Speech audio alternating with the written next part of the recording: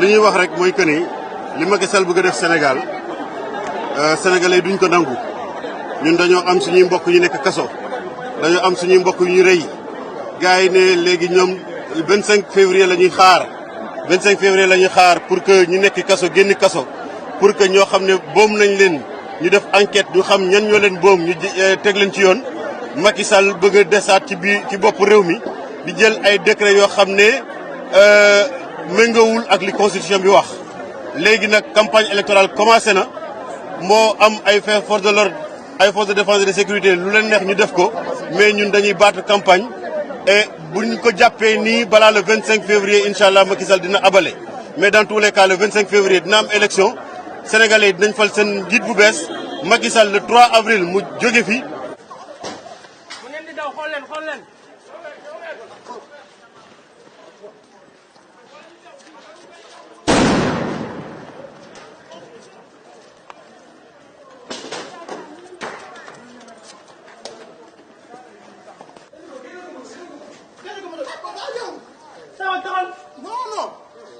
dañ ko laal dañ ko laal.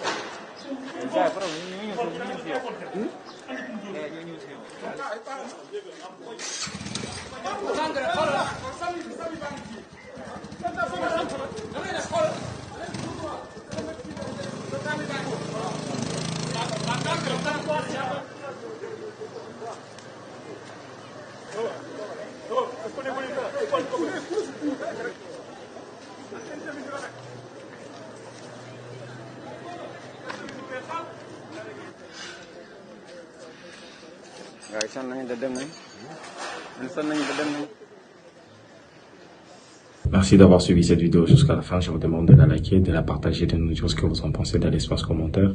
Abonnez-vous si ce n'est pas encore fait. Moi, je vous dis à très bientôt pour de nouvelles informations. Ciao. Même sur toute l'étendue du territoire national, les manifestations, les scènes de pillage et de vandalisme ont été signalées toute la journée de jeudi dans plusieurs quartiers de Dakar. Les forces de l'ordre ont peiné même à maintenir l'ordre face à la détermination des manifestants qui continuent de réclamer la libération d'Ousmane Sonko.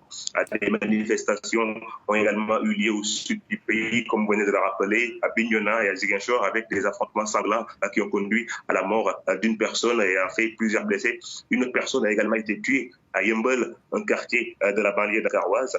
Et selon des confrères de l'agence France-Presse, des barrages sont en vue actuellement autour du palais présidentiel, le palais de la République en plein centre-ville de Dakar, avec la présence de véhicules blindés. On a assisté également depuis hier à des scènes de pillage qui ont ciblé notamment plusieurs supermarchés du groupe Auchan à Dakar.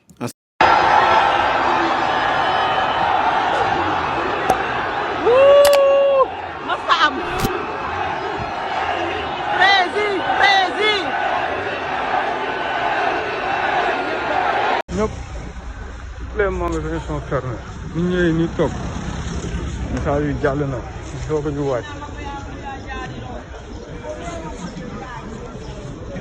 yéen ñi Petersen bi Almadies bi ñëpp tëj nañ ñëpp tëj nañ gars yi nii la.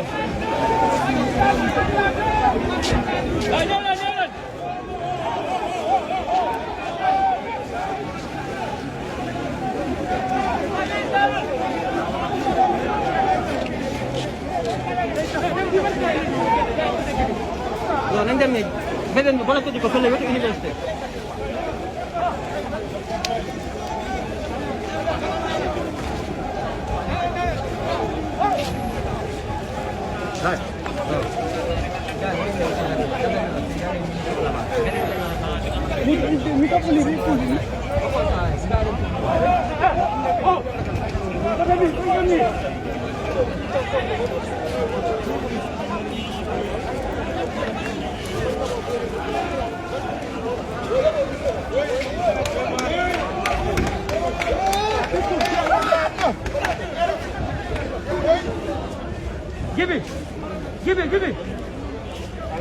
Give it.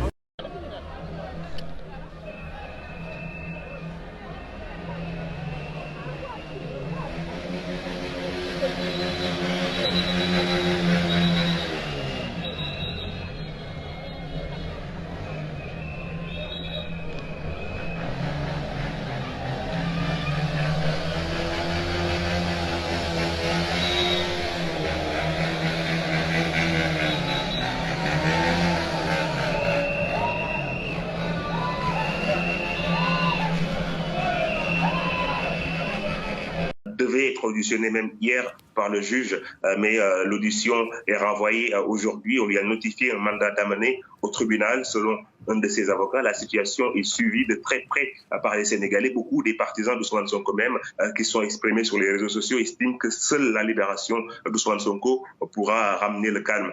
Le gouvernement du Sénégal, qui s'est très peu prononcé depuis le début de cette affaire, a publié, on condamne les actes de violence et de pillage notés dans l'espace public. Le gouvernement dit prendre toutes les dispositions pour le maintien de l'ordre. À noter, vous l'avez rappelé, la coupure du signal de deux chaînes de télévision, Sen TV et Walf TV, coupées par le régulateur de l'audiovisuel après une mise en garde mercredi pour notamment diffusion de programmes pouvant menacer la sécurité publique. Une coupure de signal dénoncée par les deux télévisions qui appellent au respect de la liberté de presse. Internet a également été perturbé d'envoyer des messages vocaux ou audio ou de se connecter sur YouTube par exemple. Les Sénégalais se sont rués ce jeudi sur les applications de VPN pour pouvoir être connectés à WhatsApp et à YouTube.